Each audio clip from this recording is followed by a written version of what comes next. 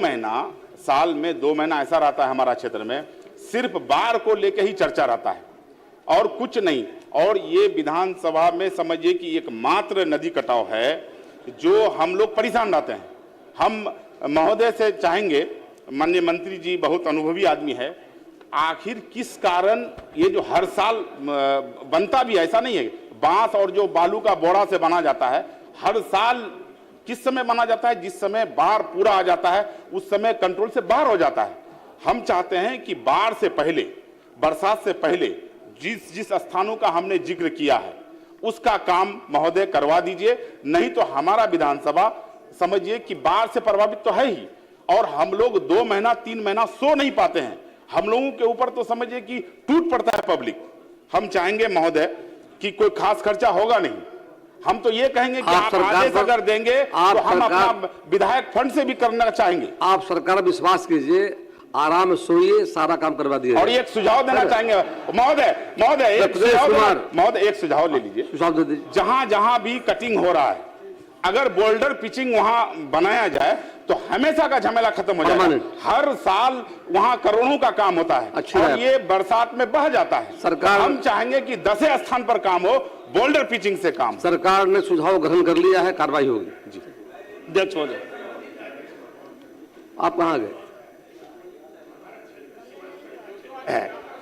और हम सब जानते हैं महानंदा और अन्य नदी से काफी कटाव वहां पर होता है और सरकार, केंद्र सरकार और राज्य सरकार, माननीय प्रधानमंत्री नरेंद्र मोदी जी और हमारे मुख्यमंत्री जी, कोसी मेची योजना भी वहां उसमें राशि दी गई है और कार्य भी प्रारंभ है।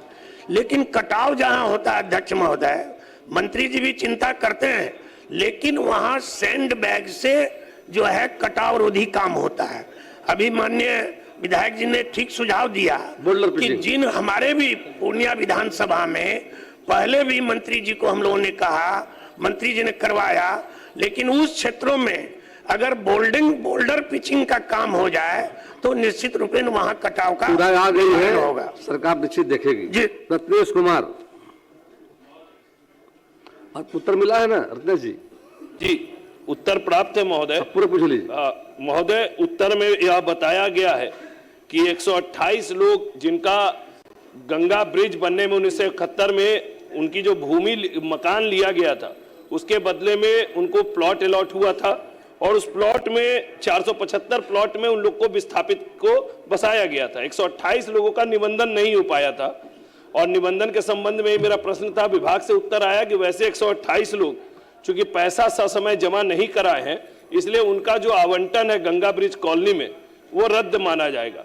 महोदय, मैं इसमें थोड़ा विभाग ने माननीय मंत्री जी को पूर्णतः नहीं बताया है। इसमें 50% से ज्यादा 128 लोगों ने 1975 में ही चालान जमा कर चुके हैं, जिसका एक चालान मेरे पास भी अभी मौजूद है, चालान संख्या 44 28/10/1975 में। रत्नेश जी आप पूरक पूछ लीजिए।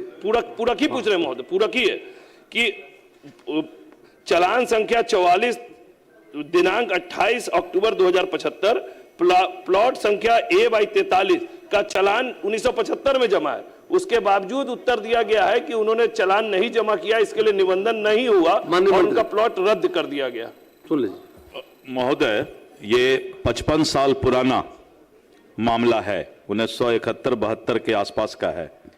475 विस्थापित थे और उसमें 347 प्लॉट का निबंधन हो गया। 128 विस्थापित समय पर ना तो इकरारनामा किए और ना ही प्रतिफल राशि जमा किए। अब माननीय सदस्य बोल रहे हैं कि एक आदमी का स्लिप है। अगर उस तरह का मामला है तो माननीय सदस्य मिलकर के उस कागजात को देंगे, हम समीक्षा करवा लेंगे निश्चित।